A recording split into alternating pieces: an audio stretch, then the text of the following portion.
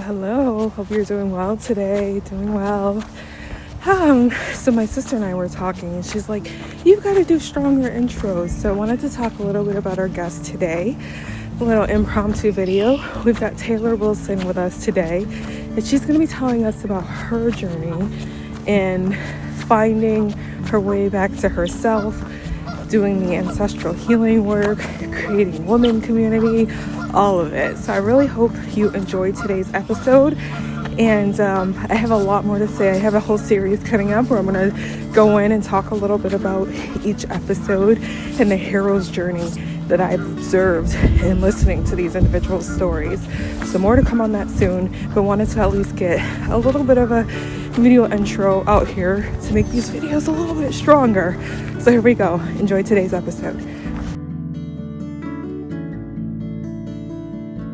All right. Hello, Taylor. Hello. So happy to have you here. Thank you. I'm so excited to be here. Yeah, you have a great story too. I'm really excited to hear about your spiritual awakening. So I know for folks, usually on our journey in life, there's always that pivotal moment, something happens, completely changes the full trajectory of our life. So tell us about your story. Yeah, I had a little bit of a different introduction to this world through an energy attachment, actually. We'll just dive right in. Yeah. And it was a wild experience for me because that was not something I grew up around in my house. Spirituality, religion, none of that was really something that I was a big part of. I made my first communion as a child, but that was like grandmother's wishes. And so I was kind of thrust into this world that I had no idea what was going on. I didn't know who to talk to about what experience I was having. And it led me down a rabbit hole, really, of becoming a seeker. At that point in my life, I was struggling with little to no self-confidence, deep emotional trauma, amidst other different kinds of trauma. And so I was at a very low vibrational place that I believe now on the other side of it led to this attachment happening. Because when your vibe is low, that creates space for things to come in that maybe you're not consciously allowing. And so I went down a rabbit hole of really trying to understand what it was I was experiencing. I started talking with a priest and felt very unheard and misunderstood and more in fear, actually, when I started to talk to the church. And then I went back to therapy and I started talking with a traditional therapist and I was like, they're going to put me on meds and I don't need meds. Right. I need someone to understand me and understand what I'm talking about and what my experience was. And it wasn't until meeting my mentor through a family friend that I understood that it was energy that I was experiencing. And no one had brought that up to me before. Oh, that's deep. That's one thing I say when you're looking for like therapy. So important for somebody that has that spiritual background and not just traditional systems and frameworks. So I agree. Yeah. Yeah. Wow. So tell us about your mentor. I know you said you shared some amazing things about her.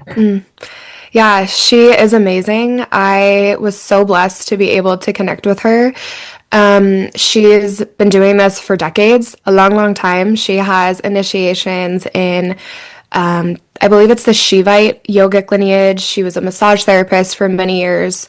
Ayurveda, Chinese medicine, all of these different modalities that she filtered into a method that she created that I took for myself first, that I am eventually now a coach in and have been using in private coaching and in my workshops and events and all that.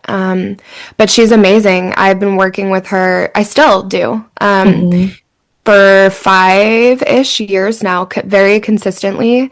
And it has been one of the greatest gifts I've ever had. We're at the point, because we went so deep with one another at such a deep spiritual level, we're at the point where we just telepath with each other. It's like, I know where you're at, you know where I'm at. And the support, it really is. It's such a gift. And the support that I've received from her has, it ultimately changed my life.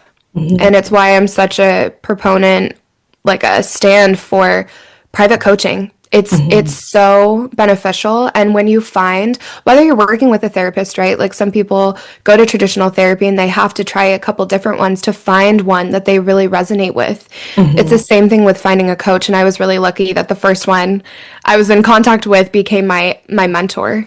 Right, like almost like that sacred contract you guys had with each other. Oh Yeah, yeah. Yeah. yeah. Hmm. So tell us about that journey, because I know your life, you were at this low point and you're like, something Hmm. in my life needs to change. You meet your mentor. Yeah. What did that like story look like for you? And anything you want to share about that journey you went through with her? Yeah. Well, I entered into, we actually met at a women's circle. I was like the youngest one there. I had no idea what I was doing. And I remember that I had so much fear in my body. I had so much fear Mm, and couldn't take a deep breath. I was living like shoulders up. And I'll never forget we were doing a meditation and we were doing some breath work and I just felt all this fear coming up in me again, like a very familiar feeling. And she came up behind me and she just put her hand right on the center of the middle of my back and my entire body relaxed. mm. And I was like, what did this witch just do to me? What is going on? Yeah, And it was a feeling that I'd never felt before. And I realize now, like, that was love. yeah. She was transmuting love to me. Mm, Sacred spiritual love, like not a relational love. It was spiritual love. And that, like, through that journey, that's kind of why I now call myself a devotee of love, because mhm, with the journey that I had of releasing the entity and really coming into my heart, it's like love is the reason. Love is the mhm, answer. And how can I root deeper into love and be a stand for that in my relationships, in the way I commune with the earth, in the way I commune with spirit? And so after that, I signed right up into her group course. I had mhm, such incredible shifts happen in that one circle. And it was kind mhm, of an intensive. I had never ever taken anything like that before. It was about mhm, a 3 month intensive, and that was really for my personal healing. And mhm. I stayed with her groups for a while before I decided this methodology is so good. It just makes sense every time Mhm. that we would move into the next initiation. I was ready for it because it just made sense in Worked the you way through that it. I exactly. It made Mhm, sense in the way that I was awakening to my energy and working with my energy. And I resonated with it so deeply. I saw such profound changes in my life and in the women and men that I was also in circle with, that I wanted to commit my life to it. It felt like I had been given such a gift, to have these kinds of tools of nervous system regulation, how to really hone my intuitive gifts, because I'm psychic and I didn't know how to navigate that world at all. mhm, It felt like such a gift to receive that and to have such an incredible mentor, that all I wanted to do at that point, and I still feel this way, is to pay that forward and to support other mhm, women that need the support and that want to reclaim their power and want to know what life can feel like on the other side of pain. mhm. Yeah, and so I took her certification, so I'm now a certified life coach and meditation teacher and have been for a while now. That's awesome. That is so Yeah. awesome. Oh, I Hmm. love that. And it's honestly, I think that's the things we're supposed to do, whatever we go through, like take our Yeah. experiences and take that pain and all those trials and turn it into gold. It's so, I love Yeah. hearing these stories. They really do. Mm. Yeah. So I have to ask, we like to talk a lot about like ancestral healing and all of that. Yeah. Do you feel like based in looking back now in retrospect, just your life experience or maybe the things you went through as a child kind of caused that painful moment or time that you were in and which sought you to then seek out this mentor? Do you feel like a lot of that came from your childhood and A growing up? lot. Okay. Yeah. Very Yeah. much so. It was a very turbulent childhood that Hmm. led into, like I had said, like very low self-confidence, no boundaries. Um, I just didn't know who I was. I didn't know who I Hmm. was. I didn't know I didn't know how to receive. I didn't know how to give without overgiving and coming into Hmm. burnout.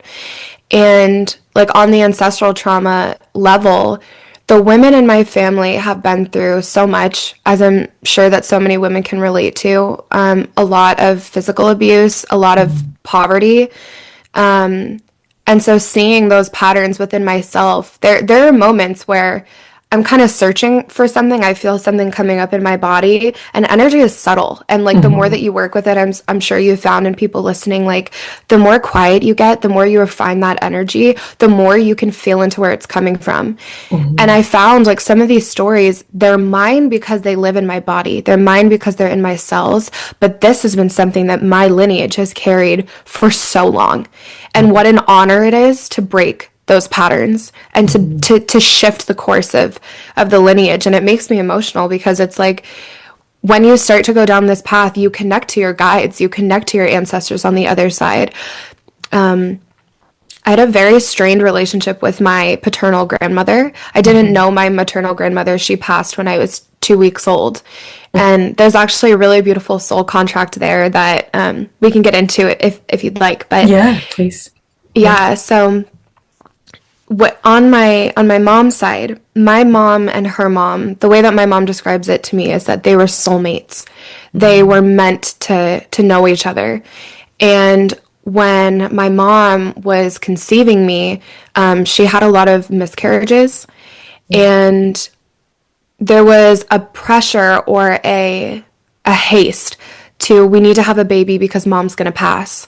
Mm-hmm. And with just how I've connected to my maternal grandmother after her passing and after my awakening, it feels almost as though there was a soul agreement between the two of us of her telling me, I'm going to leave and you're going to come in so mom isn't without. And that's really what it feels like. It felt like a passing of the torch. Mm-hmm. And my mom has said to me a couple times of like, I only made it through because I had you. I had to care Wow. for you. And it gave her like it filled a hole that her mom left when she passed. Mm-hmm. And then when I had my awakening, when I had like the release of the entity, it was actually on grounds where my grandmother's ashes were scattered. So I have a deep knowing, it's beyond a Mm-hmm. feeling, that my grandmother was absolutely there and kind of passing that torch again. It's like, it's beautiful the way that we can work with our ancestors, and it's like this spiral of you help me even on the other side, and I help you, Mm-hmm. and I break this chain in this form, and Yeah, you beautiful. celebrate me on that side. It's so profound, and there is so much support available to us that we can't even conceive. Like I think I know, I don't freaking know. Like Yeah, of course. it's so much more than we can even conceive. Yeah. Wow. I have Yeah. goosebumps hearing that story. Oh, Yeah. I love that. That's one of the reasons I was just so excited about this project and capturing these stories because it's Yeah. just the ancestral piece of it is so important and so powerful for all of our Yeah. lives and our like our hero's journey and the experiences we go through in our lives. So, Yeah. oh, I love that. Thanks for Hmm. sharing that with us. Yeah. Thank you. Yeah. Anything else you want to share about like any of the women in your life? I know you mentioned your mentor. I know you spoke a little bit about her, but any other, stories of the woman that you'd like to share in your life? Yeah. I think it's kind of a pivot a little bit, but really recently with my work, I feel like I've awakened to this prayer that feels like it's in my bones to create community Hmm. and spaces for women to gather. And going on retreat with women and being in circle with women, it's like there is something palpable that is at play when Hmm. women gather and when women are in circle. Um, I was living in Asheville, North Carolina for about almost 2 years. I'm back in New England now. But Hmm. when I was living in Asheville, if anyone listening, or have you been to Asheville ever? Through it, never to Okay. like just driving through. Mhm. Yeah. Well, if you ever go, or if anyone listening to this has been to Asheville, then you know how magical it is there. It's like consciousness and spirituality is in the foundation of this city. Hmm. It's the whole reason I moved there was for community because I felt like, oh my God, it's such fertile land. You're in Appalachia, you're surrounded by these mountains. It's so magical. And that was when I really started to get into women's circles because where I live, it's not nearly as obvious as it is in other places. Like I know Austin, Texas is a hot spot. Topanga, California, that's a hot spot. So there are these like congregations where people are coming to where they're seeking community. And that was kind of the first instance that I had of really sitting in person consistently in women's circles because they were all online, which is still magical and amazing, and magic happens. And in person, it's like So different. it's so good. Yeah. It's so good. And so recently back here in New England, I went to, or I've been going to these red tent events. And we do this really amazing practice, which I'm like, I'm going to snag that because I love that so much. Give credit to the women, obviously, but you write down a question on a piece of paper and you put it in a bowl, and it's an anonymous question. And then all of the women go around and we each pull a question and intuitively answer what we're getting. It's like a channeled exercise. And the moments where I've just sat back and it's like I can feel these threads being woven between all of these women. Wow. It's just flowing from us. So I wanted to speak to the like that power of community and of women gathering, because we're going through such a deep awakening, I feel like right now, of the feminine. Yes, this world patriarch. Yeah. Yeah, it's changing, and the mother is roaring her head. And how can we be of service at this time without it coming from anger and without it coming from fear and violence, more violence? Because my mentor kind of gave me this anecdote once, and she said that the woman bleeds the peaceful blood. We're the only being that bleeds a peaceful blood. That means something. Like, it's the only blood that doesn't come from violence. So, like, peace and this gentle release, this gentle rebirth is built within us. So, to any woman listening, and I love that, like, your podcast is centered around women's stories and this lineage and, like, this thread that we've all been weaving together is, like, I want to invite someone listening to source community and find other women that want to get you and that want to be in heart-centered communion with you, because they exist and community is so needed. And the more that women gather, the more that we can come together from that place of a peaceful change, the more that this world is going to change with ease. So yeah, I think that's just a channeled message I wanted to share. No, that is beautiful, and you are right. We need it. It makes me think, you think about back in the time, like in the BC, our women were in tribe and they were in more community together and working together. And so a lot of the indigenous cultures and bringing a lot of that back, it is needed. I think that's the only way we're going to move forward, honestly, through all this madness. Yeah, we can move forward by looking to the past. All of the information is there. Yes, it is. Oh, I love that. It makes me think, I'm just thinking, I have indigenous Native American in my background and in my bloodline. And just the way the tribes were, I've been kind of going a little deeper in my studies on that. But like with the peacemaker and all of that, and a lot of it did involve the woman coming together. So I enjoyed that. Thank you for sharing. Yeah, thank you so much. Yeah. So I can just hear just through everything you've shared and how you've taken your story and turned it into purpose. Tell us more about your journey and more about the work you do. You've shared some things, but just what do you do exactly? And tell us more. Yeah. So mainly I support deep feeling women, women that feel like an overall sense of disconnect, women that feel a disconnect from themselves, from others, from life. I've been playing with the term of relabeling myself a conscious relationship coach, which is more than like being in a romantic relationship. It's really about like, because that was my journey of like, where do I feel my peace in myself? Where do I feel the connection between other people? How do I have healthy relationships that are reciprocal, that are life-giving? So I tend to work with deeply feeling women, magical women that really want to reclaim their sovereignty and their power and like who they are. And so the methodology that I teach, and I love that I get to teach a methodology because the goal is for you to not need me at the end of this work, Yeah. you Yeah. know. And it kind of it's 12 initiations or 12 energy activations that like once they're activated, they're in your field. They're there for you to come back to whenever you need. It's a great way to check if you're out of alignment. Hmm. So we do mindfulness work, a lot of meditation, somatic healing, and sometimes I kind of describe myself as an energy therapist or like a spiritual therapist because Yes. it's working with that energy beneath your emotions. It's a felt experience, emotion Hmm. is. Yeah, and it's essentially like getting you into being your own healer, activating and deepening your intuitive gifts, really getting in the flow with life, Hmm. and then eventually becoming a vessel for your dharma, for your soul purpose, and for change. Hmm. So it's vague sometimes how I talk about it, but the value is life changing It as is. I can show you based off of my own journey. Yeah, I can see it, and you are very, I see a light. Just Oh, thank you, yeah, I can see the light in you.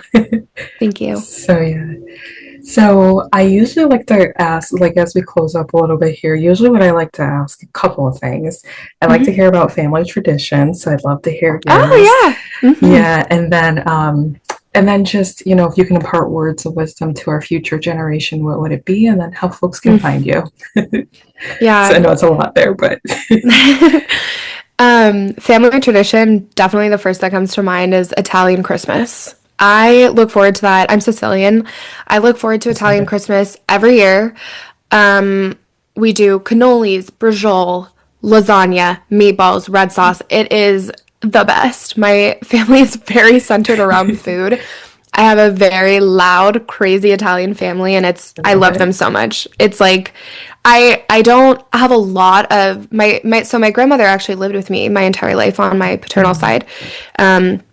And she was the Italian. Never taught us Italian, which I still have some feelings around.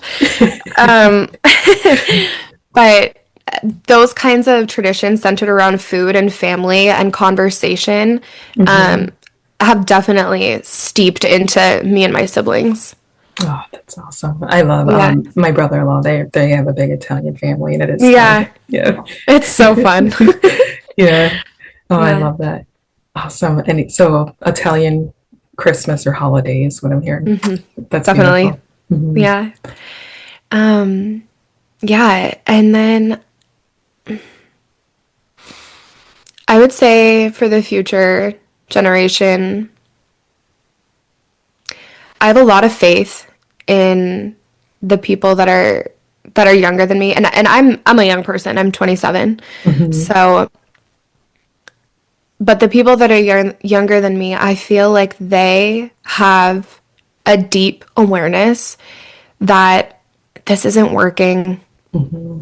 This way that we've been inducted into, and these truths, lies that we've been fed about what it means to be happy and why we're here, and this